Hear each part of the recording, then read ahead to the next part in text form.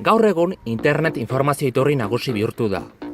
Arazo bakarra dago, sarean publikatzen den guztia ez da egia. Sarean informazio faltsua zehaztu gabea interesgarria eta egiazkoa existitzen da.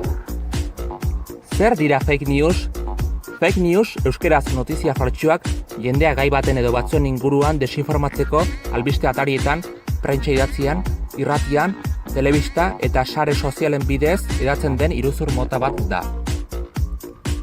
Zertarako erabiltzen dira, fake newsak jendea engainatzeko, erabaki pertsonalak manipulatzeko, erakunde edo pertsona bati prestigio emateko, edo irabazi ekonomikoak zein politikoak lortzeko erabiltzen dira.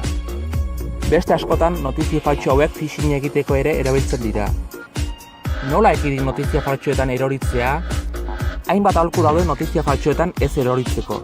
Jarraian aholku garrantzitsuenak zehaztuko dizkizuet. Bat. Hasteko informazioa beti orrialde seguruetan bilatu behar dugu. Horretarako URL-aren aurretik https://2.2 agertzen dela eta bere ezkerrean giltzarrapoaren ikono bat agertzen dela konprobatu. 2. Bankuko posta bat badugu bankura deitu galdetzeko. Supermerkatu batean sari bat irazi dugula adierazten dugun posta bat badugu, supermerkatu horretako bezeroaren arreta zerbitzuko zenbakira deitu. 3. Informatiko adituei edo fake news bezalako gaietan adituak direnei galdetu. Gure begietara edo belarrietara iristen den informazioa beti egiazkoa den konprobatu behar dugu.